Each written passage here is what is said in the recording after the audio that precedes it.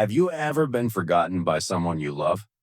I don't mean forgotten like a missed birthday or a broken promise.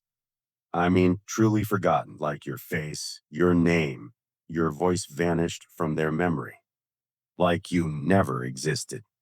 My name is Jacob, and this is the story of the last time my mother called my name. It started on a rainy Thursday.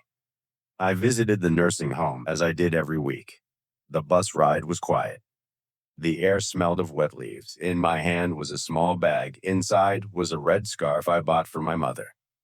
Red was her favorite color, or at least it used to be. When I walked into her room, she was sitting by the window, her hands folded in her lap, her eyes gazing into something I couldn't see. I said, "Hi, Mom, it's me." She turned, and for a brief moment, just a moment, her face lit up.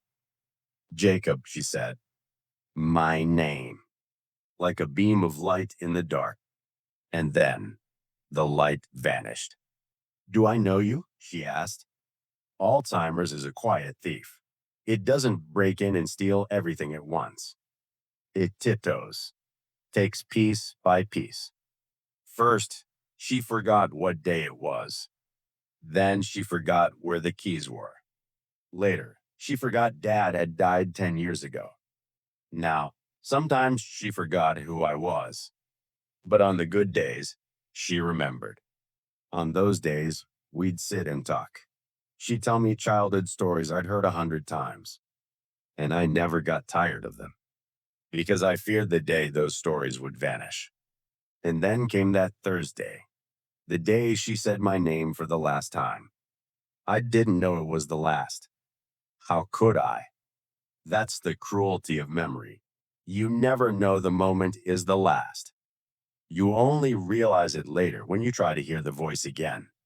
And it's gone. I gave her the scarf. She held it gently and smiled politely. "It's beautiful," she said. "I bought it because you love red, remember?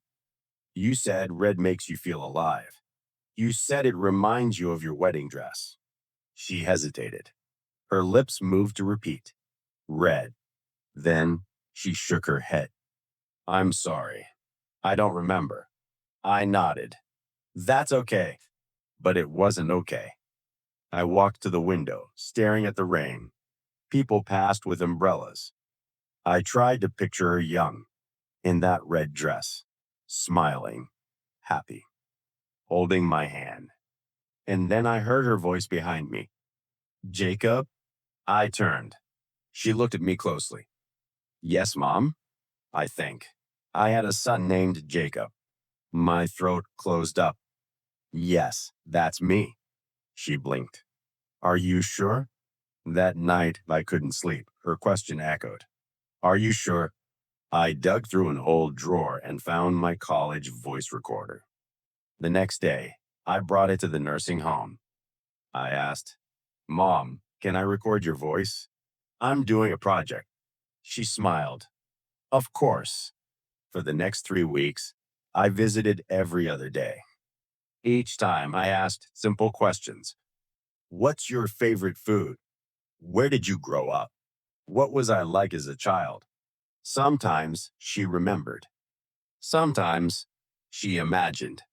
Sometimes she just stared into space. But I recorded it all. One afternoon, I asked, "Mom, can you say my name?"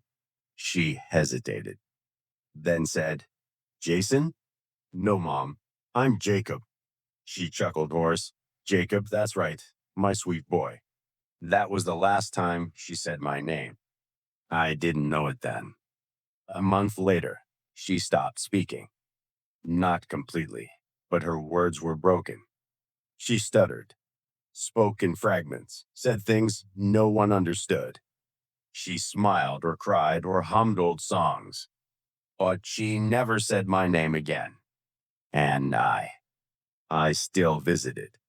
I still held her hand. I still played the recordings. Sometimes she smiled, sometimes nothing. The red scarf still sat folded on the bedrail, always neat, never used, until the day she left us. After the funeral, I returned to her room. There was little left. A few clothes, an old photo album, the red scarf, and a notebook. Inside were sketches, flowers, birds, clouds, and one carefully folded page. Just three words, written with trembling hands. Jacob, my heart.